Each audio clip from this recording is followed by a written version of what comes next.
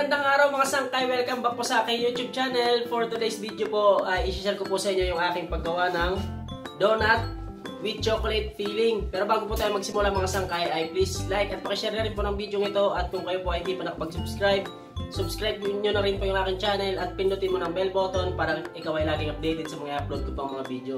So yung aking gagawin palang donut mga sangkay ay gagamit ako ng roller para sa pagpapakinis ng ating dough. Pero kung kayo po ay walang roller, pwede po kayo makagawa nito kahit na mano-mano. Kaya nyo po. Comment nyo lang po kung ano ang inyong mga katanungan para masagot ko po yan mga sangkay.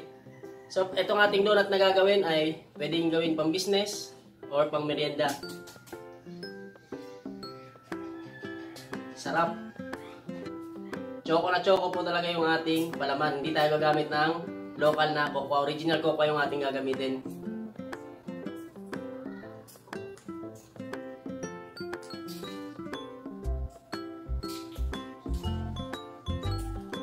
So yun, simulan na natin ang paggawa mga sangkay. Sangkay ay sisimulan na natin ang paggawa ng ating dough ng ating gagawin donut na may filling na choco. Ayan, ang ating unang ingredients ay asukal. Bali ang ating gagawin mga sangkay is kalahating kilo lamang po. At gagamit tayo ng roller or makina sa pagpapakinis ng ating dough. Pero kung kayo po ay walang makina ay pwede po kayong gumawa nito ng mano-mano. Hindi kailangan gumamit ng roller. Ayan, ang ating unang ingredients ay asukal. Sunod kong ilalagay ay asin.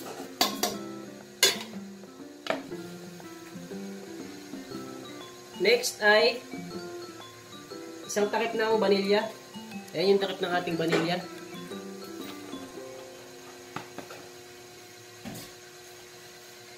Next ingredients ay powder milk.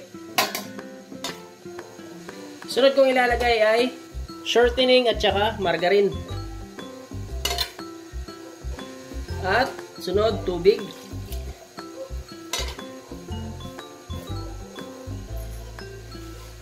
Next step, tunawin natin yung asukal at saka yung asin nating linagay.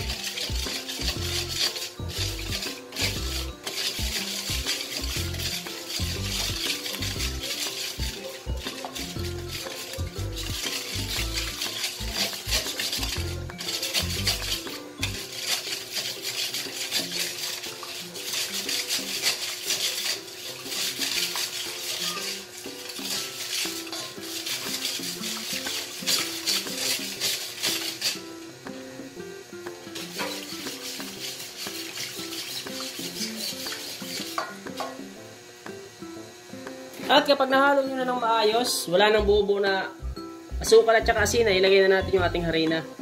Bali gumamit ako ng bread flour, hard flour po yung aking ginamit.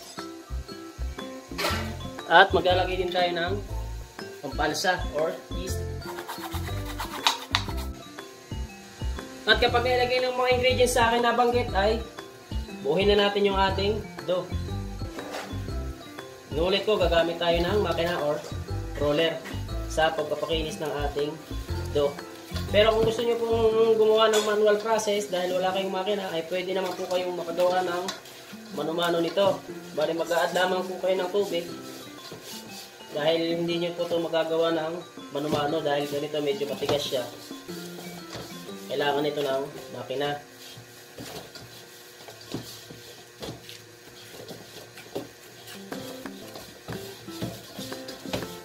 Yan, kapag natin nga nabuo yung ating dough ay pwede na natin gamitan ng makina.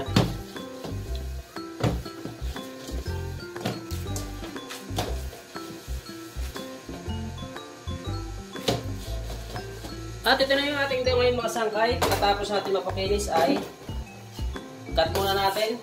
Bale, titimpahin ko yung ating dough bawat isa para pare-parehas na ng bigat o laki. Ang bawat timbang po ay 25 grams.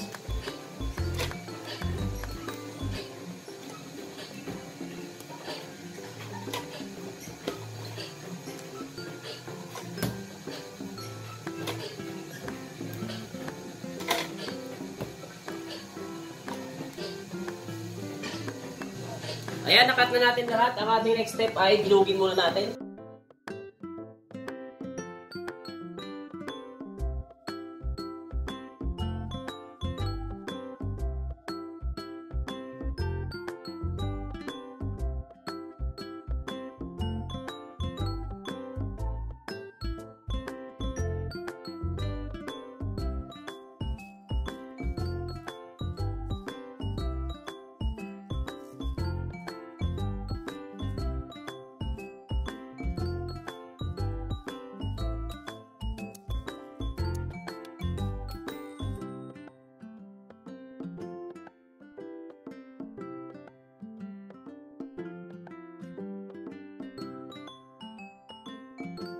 So ayan ang mga sangkay pagkatapos natin bilugin. Bali meron tayong 35 piraso sa ating kalahating kilo. Bali rest muna natin ng ilang minuto bago tayo pumunta sa ating susunod na gagawin.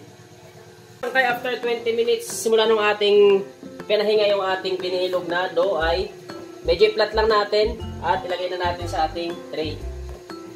Inulit ko, 20 minutes ko siyang pinahinga bago natin gawin yung susunod na ating step.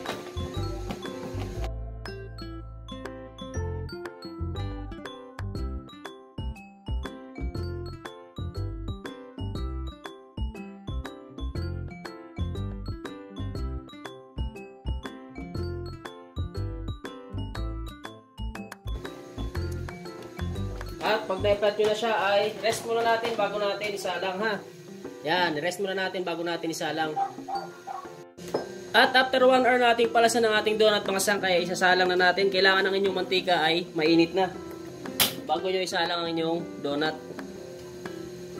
Inuulit ko, 1 oras natin palsa bago natin isalang yung ating donut.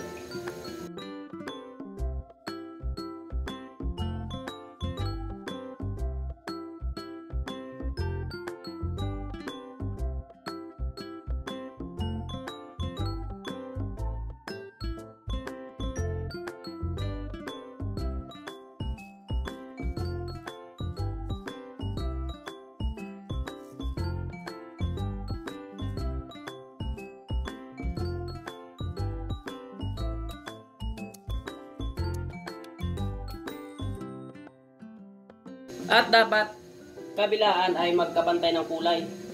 Dapat ay golden brown na sila bago nyo alisin sa mantika.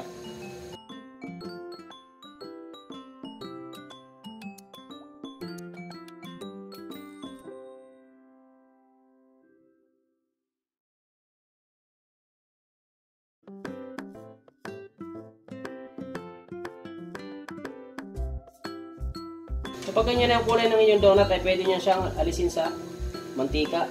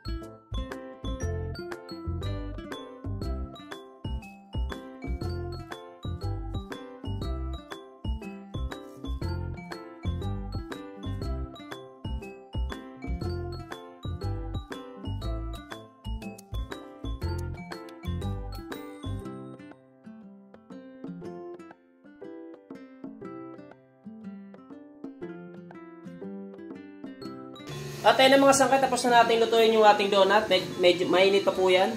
So ngayon, papalamigin muna natin at habang pinapalamig natin yung ating donut, ay gagawa na tayo ng ating chocolate filling. Pinapalamig natin yung ating donut, ay gagawa muna tayo ng ating chocolate filling. Ayan, sa ating kawali meron tayong asukal. At maglalagay ako ng cornstarch. Sunod kong ilalagay ay original cocoa. At sunod kong ilalagay ay ipop milk. At nag-add na rin ako ng brown food color para mas maganda yung pagkaka-brown ng ating chocolate icing. So ngayon, bali, sindahan natin yung ating galan. Bali, palalaputin lamang natin yung ating chocolate filling. Palalaputin lamang natin. So, isasalang natin siya hanggang sa lumapot. Halu-haluin lamang po natin para hindi masunog yung ilalim ng ating nilulutong filling. Kailangan ay hindi masyadong malakas ang inyong apoy para hindi basta-basta masunog yung ating filling. Bale, antayin lamang natin lumapot yung ating chocolate filling bago natin alisin sa ating lutuan. Inuulit ko, huwag niyo pong lalakasan yung apoy para hindi po masunog yun yung lulutuin na chocolate filling. Yan, kung mapapansin nyo, unti-unti nang lumalapot yung ating palaman. So, bale, hindi pa po yan. Medyo malapot na po dyan bago natin alisin sa ating lutuan. At ayan, kung sakali nakuha na natin yung tamang lapot, ay, yan, ganyan siya kalapot mga sangka yung ating filling. Yan. So, ganyan siya dapat kalapot mga sangka yung ating filling. Ngayon, papatayin na natin yung ating kalan. At mag-add ako ng 1/2 tablespoon na butter. Yan, tunawin natin yan.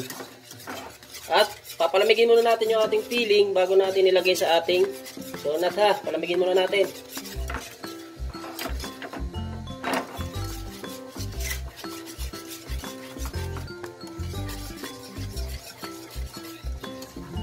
At ngayon mga sangkay, malamig na yung ating donut.